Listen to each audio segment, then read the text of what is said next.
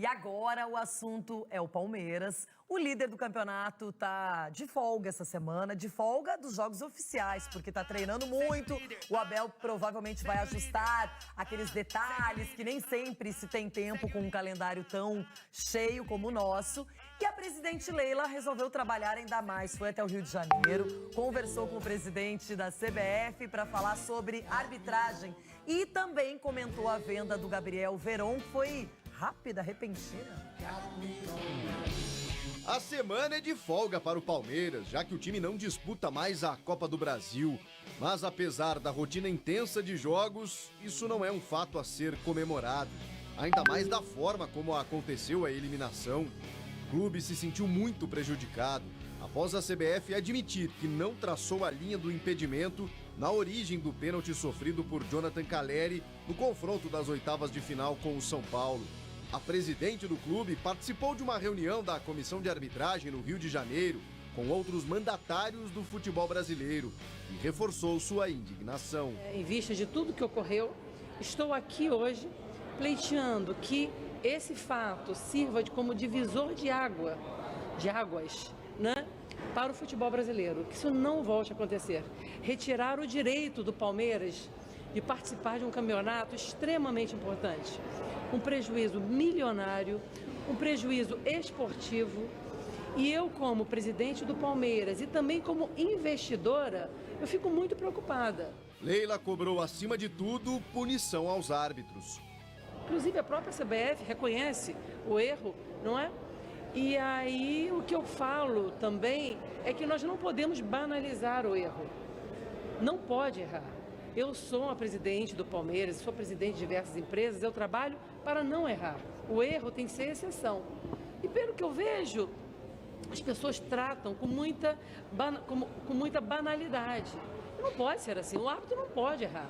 E se errar, ele tem que ser punido. A ideia da comissão de arbitragem foi discutir melhorias, especialmente para o VAR. Eu vim aqui para isso. Fez uma apresentação muito bonita de PowerPoint, entende? Mas quando eu administro o Palmeiras, quando eu tenho que pagar as contas, não é com PowerPoint, é com atitude, tá?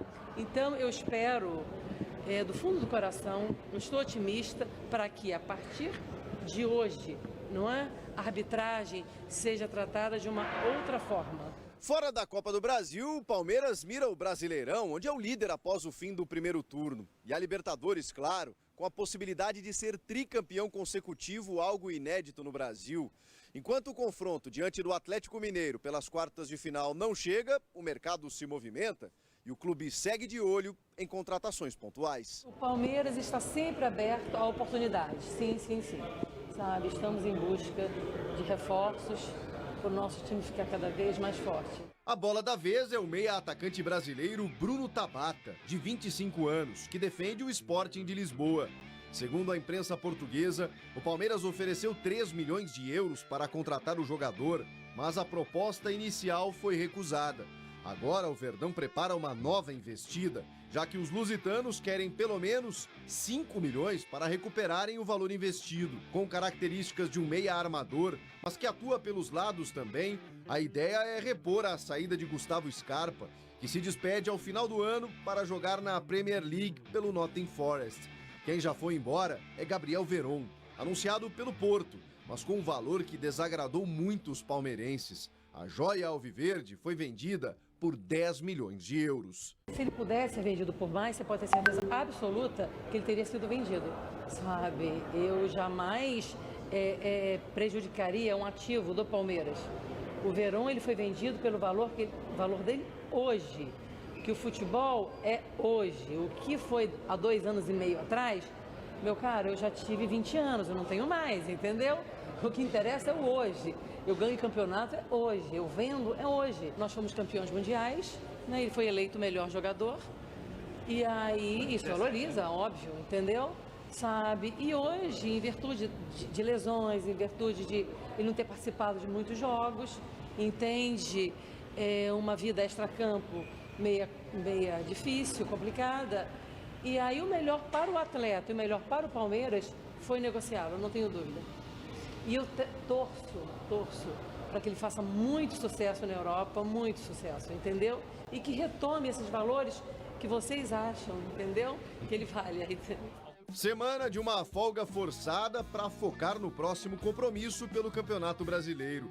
No sábado, o time de Abel Ferreira encara o Ceará, algoz da primeira rodada no Allianz Parque, em uma das duas únicas derrotas da equipe na competição. Aliás, o Palmeiras reencontra o Castelão, palco da última vez que perdeu como visitante no Brasileirão. Faz tempo, hein? Isso foi na 34ª rodada do ano passado para o Fortaleza. Bom, tem vários assuntos. Ela comentou, a Leila Pereira, sobre a venda do Gabriel Veron e falou que ela também valia muito mais quando ela tinha 20 anos, ainda tirou uma casquinha, brincou. Agora, realmente foi uma venda muito rápida e provavelmente, Denilson, a avaliação interna foi feita. As pessoas que cuidam e gerenciam o futebol, e não é só a comissão técnica. O Palmeiras tem um grupo, não é, que cuida da carreira, dos investimentos, que monitora jogadores. E, na minha opinião, tem um Endrick chegando aí que daqui a pouquinho você vai ter que dar oportunidade. Ah, mas só 16 anos, e daí? 16 anos. Você começou a carreira com 16 anos em São Paulo. E o melhor momento para a estreia, ou de repente a adaptação no time principal, e banco de reserva no profissional, entrar nos jogos no profissional, o melhor momento é agora. O Palmeiras está com um time muito bom, um elenco muito bom, um ambiente interno também bacana. Então o Endrick assinou seu primeiro contrato como profissional, ele vai ter a oportunidade com certeza e não vai demorar muito tempo não. Em relação ao Veron, chama a atenção sim a venda repentina de um jogador jovem. Assim, ele sofreu muito também com lesões no Palmeiras, né? Eu não lembro de um momento dele ter tido uma sequência tão grande com o Palmeiras. O fato da indisciplina na semana importante de clássico acabou prejudicando um pouco a imagem dele.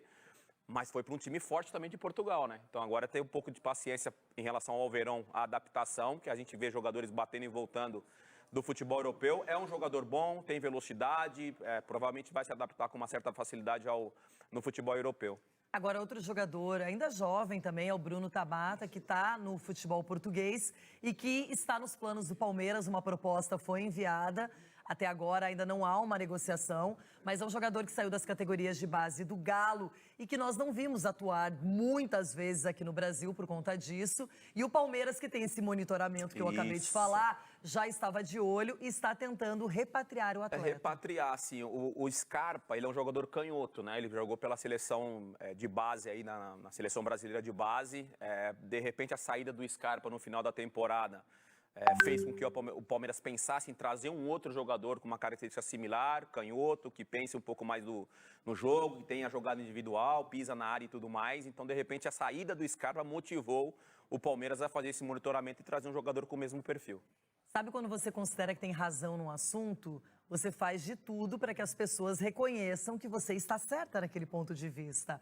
Este foi o gesto da Leila ao ter uma reunião com o presidente da CBF e mostrar os erros que, na opinião dela, foram cometidos contra o Palmeiras e receber um pedido de desculpas do presidente da entidade máxima do futebol brasileiro.